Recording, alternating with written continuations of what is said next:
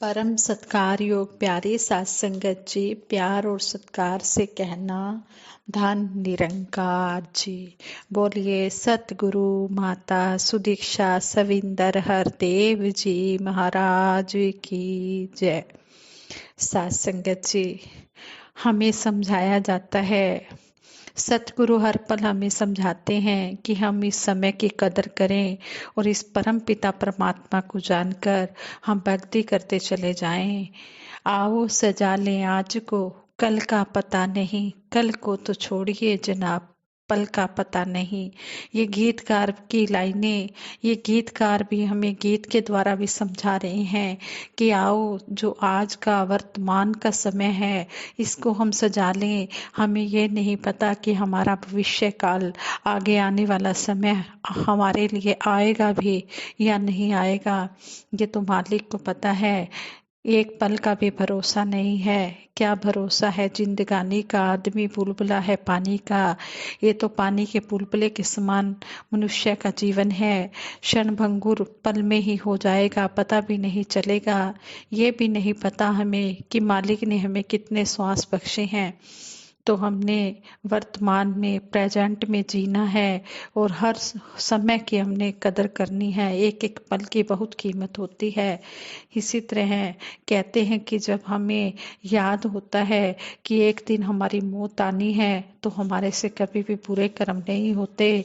हम उस मौत को याद रखते हैं और हमेशा अच्छे ही कर्म करते चले जाते हैं। आने से पहले मौत के खुद को संभाल लें। टूटा जो फूल शाख से फिर वो लगा नहीं। अगर एक बार मनुष्य जन्म हाथ से चला गया तो फिर दोबारा मिलने वाला नहीं है। इसलिए सतगुरु हमें समझाते हैं कि आने से पहले मौत के हम खुद को संभाल लें। जिस काम के लिए हम इस संसार में आए हैं वो कार्य हम कर लें। जिस तरह हमें पेड़ का एग्जाम्पल भी दिया जाता है कि पेड़ की टहनी से जो फूल पत्ता टूट जाता है वो फिर दोबारा नहीं लगता। इसी तरह मनुष्य जन्म एक बार अगर हाथों से निकल गया, इस परम पिता परमात्मा को ना जाना, तो फिर यह दोबारा मिलने वाला नहीं है। ये 84 लाख योनियों के बाद मनुष्य जन्म मिलता है। मानुष जन्म आखिरी पौड़ी तिलक गया तिवारी गई, कहे अवतार 84 वाली, खाल कमाई सारी गई। शहंशाह जी भी हमें शब्द द्वारा अलर्ट कर रहे हैं कि हे इंसान, यह जो मनुष्य जन्म है ये आखिरी पौड़ी है। अगर इस समय भी तूने इस परम पिता परमात्मा को नहीं जाना तो फिर 84 लाख का फंदा तैयार है। ऐसे ही एक स्टोरी के माध्यम से दासी आप जी के चरणों में ये विचार रखेगी। सात संगत जी कहते हैं, एक सज्जन ने संत एकनाथ जी से पूछा, महाराज आपका जीवन कितना सीधा साधा और निष्पाप है, हमारा जीवन ऐसा क्यों नहीं है। आप कभी किसी पर गुस्सा नहीं करते, किसी से लड़ाई झगड़ा नहीं करते, कितने शांत और पवित्र रहते हैं आप। संत एकनाथ जी ने कहा, अभी मेरी बात छोड़ो, तुम्हारे संबंध में मुझे एक बात मालूम हुई है। आज से 7 दिन के अंदर तुम्हारी मौत हो जाएगी। संत एकनाथ जी की कही बात को झूठ कौन मानता, सब सच ही मानते थे। 7 दिन में मृत्यु, सिर्फ 168 घंटे बाकी रहे। हे भगवान, यह क्या अनर्थ हो गया है। वह व्यक्ति दौड़ता हुआ घर गया, कुछ भी उसे सूझ नहीं रहा था। आखिरी समय के सब कुछ समेट लेने की बातें कर रहा था। वह बीमार हो गया, बेड पर पड़ गया। 5 दिन बीत गए, 6 दिन बीत गए, 7वें दिन संत एकनाथ जी उससे मिलने के लिए आए और उस व्यक्ति ने संत एकनाथ जी को नमस्कार किया। संत एकनाथ जी ने उस व्यक्ति से पूछा, आपका क्या हाल है। उस व्यक्ति ने कहा, बस अब चला। संत एकनाथ जी ने पूछा कि इन 6 दिनों में कितना पाप किया है, पाप के कितने विचार मन में आए। वह व्यक्ति बोला, संत जी महाराज जी, पाप का विचार करने की फुर्सत ही नहीं मिली, मौत आंखों के सामने खड़ी थी। संत एकनाथ जी ने कहा, हमारा जीवन इतना निष्पाप क्यों है। इसका उत्तर अब तुम्हें मिल गया होगा। मौत रूपी शेर हमेशा सामने खड़ा रहे तो फिर पाप किसे सूझेगा, पाप किससे होगा। ये बातें हमेशा याद रखोगे तो तुम भी मेरी ही तरह मुश्किल समय में भी खुश रहोगे। इसलिए कहते हैं कि हमें मौत को हमेशा याद रखना चाहिए। संसार में अपनी महानता स्थापित करने का प्रयास, महानता स्थापित करने की कोशिश हर जगह दिखाई देती है। यह सभी को पता होता है कि महानता वाले काम करने से ही महान बना जा सकता है, ना कि अपने आप को महान स्थापित करने वाले तर्क वितर्क देकर महान बना जाता है। एक आदमी से यमराज ने कहा, मैं मौत हूँ, तेरा समय आ गया है, अब मैं तुझे लेने आया हूँ। उस आदमी ने कहा, यमराज जी कुछ पैसे ले लो और चले जाओ। कली काल में रिश्वत चलती है, चाय पानी का पैसा ले जाओ, दोबारा आना। यमराज ने कहा, तू सीधे सीधे बोल देता, मैं तेरे स्पष्ट बोलने से खुश हूँ, इसलिए अभी मैं जा रहा हूँ। पैसा तो मुझे लेना नहीं है, पर एक बात है, मैं तुझे 4 चिट्ठियाँ भेजूंगा। 4 चिट्ठियों के बाद 5वीं बार मेरी चिट्ठी नहीं आएगी, बल्कि मैं स्वयं तुम्हें लेने आऊंगा। उस आदमी ने कहा, ठीक है जी, आपकी बड़ी दया है, बड़ी कृपा है मेरे ऊपर, आप 4 चिट्ठियां भेजना। उसने सोचा 4 चिट्ठियां आने में काफी दिन लग जाएंगे। पहले एक चिट्ठी आएगी, फिर दूसरी चिट्ठी आएगी, फिर तीसरी चिट्ठी आएगी, फिर चौथी चिट्ठी आएगी, उसके बाद देखा जाएगा। यह सोचकर वह संसार की माया में लीन हो गया और इस परमपिता परमात्मा को भूल गया। एक दिन अचानक यमराज पहुंच गए। वह आदमी कहने लगा, यमराज जी आपने तो कहा था कि 4 चिट्ठियां भेजेंगे, पर अभी तो आपकी एक भी चिट्ठी मुझे नहीं मिली, आप मुझे लेने कैसे आ गए। यमराज ने कहा, अच्छा यह बता कि तेरे बाल सफेद हुए कि नहीं। वह व्यक्ति बोला, जो बाल जी बाल तो सफेद हो गए हैं, पर मैंने उसके ऊपर काला रंग लगा लिया है, वे फिर काले हो गए हैं। यमराज ने कहा, भाई जो सफेद बाल हुए वह मेरी पहली चिट्ठी थी, अब यह बता कि तेरी आंखें कमजोर हुई कि नहीं। कहा कहा जी कमजोर तो हो गई।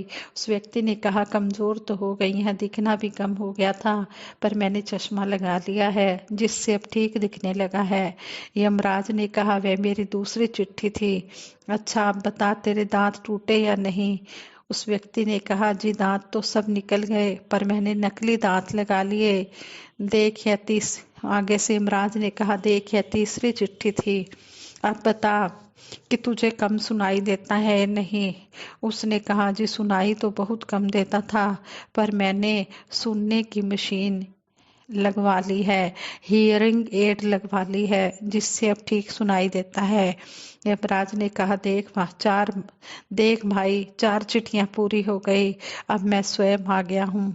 तुमने समाधान तो कर लिया, नकली चीजें लगाकर काम चला लिया, पर अब मैं तेरे श्वास निकालने जा रहा हूँ, इसकी जगह कौन सी हवा तू तू भरेगा। वह व्यक्ति कोई उत्तर नहीं दे पाया। संसार में इंसान का जन्म होता है, वह बालपन और जवानी से होता हुआ बुजुर्गी तक पहुंच जाता है। इस तरह जन्म से मृत्यु तक की यात्रा जीवन लक्ष्य की प्राप्ति के बिना अर्थहीन साबित होती है। हर मानव के लिए जीवन की कदर जीवन के रहते हुए करनी बहुत जरूरी है, तभी जीवन के परम लक्ष्य तक पहुंचा जा सकता है। हमें ध्यान रखना होगा कि जब प्राण शक्ति निकल जाती है तो उसी समय यह शरीर मुर्दा हो जाता है। साइंस ने बहुत कुछ कर दिया, बाल सफेद हो गए तो रंग लगाकर काले कर दिए, बाल ही ना रहे तो नकली बाल लगा दिए, दांत ना रहे तो नकली दांत लगा दिए, सब कुछ तो कर लिया इंसान ने, सारी चीज का बंदोबस्त कर लिया, पर प्राण शक्ति के ऊपर साइंस का कोई कंट्रोल नहीं हो रहा। निष्प्राण आदमी को साइंस जिंदा नहीं कर पाया। साइंस शरीर की हड्डी की जगह स्टील की हड्डी डाल सकता है, खून निकाल कर दूसरा खून डाल सकता है, पर प्राण निकलने पर दूसरे प्राण नहीं डाले जा सकते। साइंस वहाँ नतमस्तक हो जाता है, साइंस वहाँ फेल हो जाता है। यही कहता है कि भाई मरे हुए को हम जिंदा नहीं कर सकते। हाँ, यदि इसके अंदर प्राण है तो इंजेक्शन लगा करके, लाइट का झटका दे करके चेतना लाने की कोशिश करेंगे, पर जब प्राण शक्ति निकल जाती है तब कोई भी दवाई काम नहीं करती। इसलिए जीते जी इस परमपिता परमात्मा के बही खाते में हम अपनी भक्ति का विस्तार करें, जिससे हमारा जीवन सफल हो। नहीं तो ये चिट्ठियां तो सबके पास आ रही हैं, और आजकल तो ऐसा हो गया है कि यमराज चिट्ठी भी नहीं भेजता है, सीधे मोबाइल मैसेज भेज देता है। हार्ट अटैक होने पर एकदम सीधे मैसेज आता है और आदमी बैठे का बैठा रह जाता है। कहने का भाव यही है कि निरंकार परमपिता परमात्मा की भक्ति करो, जिसने हम सबको बनाया है, और वास्तव में उसका जो असली स्वरूप है उसको समझो, उसका चिंतन करो। यही साथ जाएगा, बाकी सब तो यहीं पर छूट जाएगा। इसलिए अंत में जहाँ जाना है वहाँ के लिए भी कुछ कमाई करनी है, वहाँ के लिए अपने साथ कुछ ले जाना है। यहाँ की मुद्रा तो यहीं रह जाएगी, परमार्थ की नाम धन रूपी मुद्रा कमानी बहुत जरूरी है। इसके लिए हमें जीवन में इस प्राण तत्व, इस आत्म तत्व को पहचानना होगा, जो हमारे अंदर पहले से ही विद्यमान है, और जिसके ना रहने पर हमारा जीवन अर्थहीन हो जाता है। आत्म तत्व का बोध सतगुरु की कृपा से ही संभव होता है, और इसकी जानकारी प्राप्त करना ही मानव जीवन का सबसे उत्तम लक्ष्य है। आज वक्त के सतगुरु माता सुदीक्षा जी महाराज इंसान की आत्मा को इसके मूल परमात्मा का बोध कराकर इसका जीवन सफल कर रहे हैं। शहनशाह बाबा अवतार सिंह जी महाराज भी हमें स्पष्ट करके समझाते हैं कि हमारा प्यार नश्वर के साथ नहीं, शाश्वत के साथ हो। नश्वर के संग प्रीत न करता, शाश्वत के संग प्यार करे। जग की माया तुझ समझकर तू ही निरंकार करे, तू ही निरंकार करे। साथ संगत जी, हमने ये राम नाम रूपी धन जितना भी हो सकता है हमने उसको इकट्ठा करना है। इस संसार के मोह माया के जाल में नहीं फंसना है। संसार के साथ, जगत के साथ हमने व्यवहार करना है, हमने सबके साथ बोलना भी है, लेकिन हमने अपना प्यार जो है इस परमपिता परमात्मा के साथ लगा कर रखना है।